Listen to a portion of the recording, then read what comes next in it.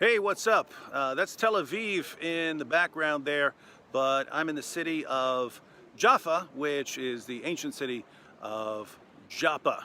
Joppa is the place in the Old Testament where, when they needed to bring wood down from Lebanon, they would float it down to Joppa and then haul it over land to Jerusalem.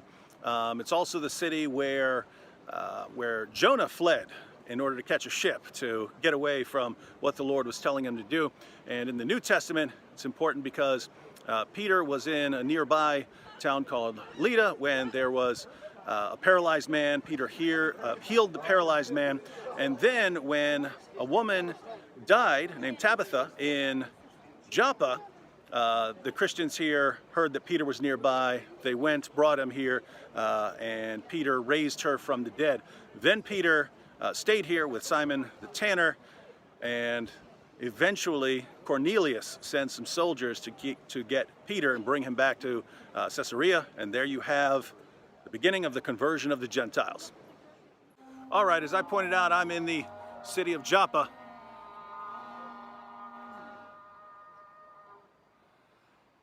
And I hear dueling muezzins. I don't know if you can hear it, but I got a muezzin over here and a muezzin over there. Muezzins everywhere.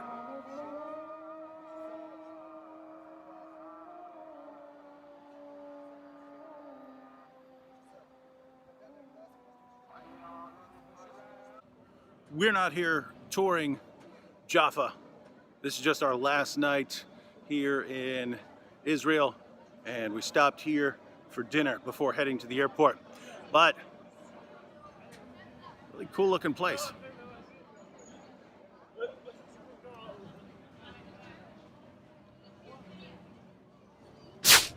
Yo, just got back from Israel. I'm at JFK now. Had an overnight flight. Have to get home, take a shower, and head to surgery for this little guy here, little skin cancer. So I'll probably post a little commentary after that along with this, and then I'm probably gonna sleep for about 20 hours or so. Hey, what's up? Took off from Israel last night. I landed in New York this morning. I got home this afternoon. I had a doctor's appointment at 3 o'clock. I thought the appointment was for surgery. Turns out it was just to explain the surgery to me. Not sure why I needed a doctor to explain how he's going to cut some cancer out of my face, but it goes like this. I go in for surgery on November 15th, and it's going to take somewhere between 2 and 4 hours. That sounds like a long time for a tiny spot, but here's how it works. The doctor is going to cut around the spot that's obviously cancerous and remove it. Then he's going to send what he cut out to the lab. They're going to check for cancer cells and normal cells. Then he's going to cut out more and send that to the lab, again checking for cancer cells and normal cells. He's going to keep cutting out more until the lab says that he's only cutting out normal cells. That's when he knows he got all of the cancer. Pretty straightforward.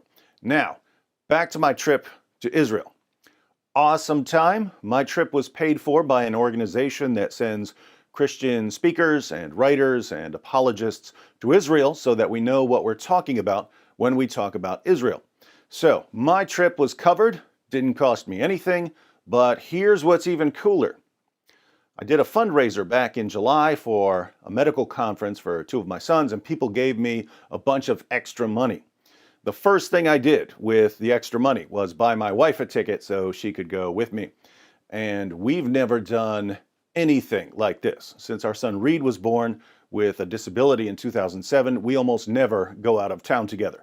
Either I travel while she stays home or she travels while I stay home. We've only gone out of town together a few times in the past 12 years, and only for 2 or 3 days at a time. Leaving for 9 days was pretty intense. Marie set it up so that there was a nurse here most of the time, and her parents and my mom were here with our 5 boys. Our tour of Israel was epic. I was with Mike Licona, Paul Copan, Greg Kokel, Nancy Piercy, Tim Stratton, Bobby Conway, Craig Hazen, Brett Kunkel, Sean McDowell, Doug Powell, John Lovell, Chad Williams, and some others. We met with Muslims, we met with Christians, we met with Jews, we met with Palestinians, we met with Israelis, we met with officers from the Israeli Defense Forces, we met with a former advisor to Prime Minister Netanyahu. We got a ton of information from the people we met with, and we learned a lot about the places we visited. Our tour guide, Yoav, was awesome. He stays up to date on the latest archaeological research, and he was blowing our minds when he was telling us about the sites we were at. Eventually, I'd like to comment on the Israeli-Palestinian conflict. I now understand it a lot more after meeting with people on different sides of the conflict, but I want to study it a bit more. First, I was given some books. Once I go through those, I'll give you my thoughts. I will point out two things that stood out to me. First, in terms of its natural features, Israel doesn't seem like it should be such an important place. In other words, it's not very big. The entire country is about the size of New Jersey. Its main natural resource is limestone. For half the year, it's one big desert. It has one good lake, the Sea of Galilee. Its biggest body of water, the Dead Sea, is almost useless, although they do put it to some good use. It's got one real river, the Jordan. And where I come from, we wouldn't even call it a river. We'd call it a creek. Well, in West Virginia, we'd call it a crick. The Jordan River is way smaller than you think it is if you haven't seen it. So there isn't much that's amazing or spectacular about the land, and yet it's one of the most important places on earth. That's interesting.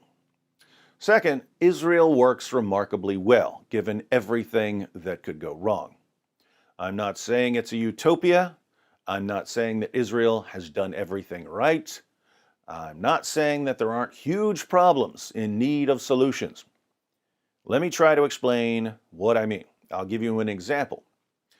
I went to an area of Jerusalem that was almost completely Muslim. The call to prayer was blasting over multiple loudspeakers. The women were all dressed in Islamic garb. And I saw two Christian street preachers preaching the gospel right in the middle of that area. That's pretty amazing. A third of the population of Jerusalem is Muslim, almost 2/3 is Jewish. Christians make up around 2% of the population. Given the demographics and the history of the area, things could be much, much worse. There are Christian holy sites right in the middle of Muslim areas. There's a mosque on the Temple Mount. How is this not a total bloodbath? Yes, there's some underlying tension, but not nearly as much as you would expect. So, while there are Christians in Israel and the Palestinian territories who are concerned about their community, and Muslims in Israel and the Palestinian territories who are concerned about their community, and Jews who are concerned about their community, Israel is getting a lot of things right. If you ever get a chance to take a trip to Israel, I would highly recommend it. I think I'd like to take about 3 more trips to the region in the coming years. I'd like to spend another week or so in Jerusalem, learning the layout of the city a bit more and visiting some of the places I didn't get to see. I'd like to spend about a week in Galilee, a lot of that in a boat, trying to trace some of the narratives in the gospel.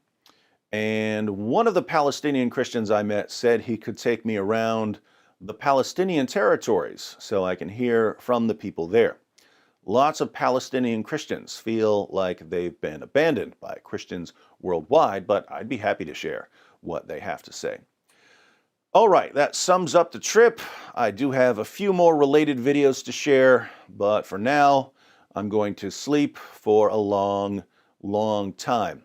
I'll close out with a clip I recorded in a Druze village, but didn't include in any of my videos. The Druze are a heretical offshoot of Islam, but for whatever reason, they make the best falafel. So here's D. Wood's brief introduction to falafel.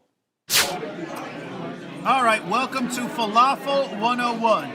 The Druze are famous for being the best falafel makers in the world.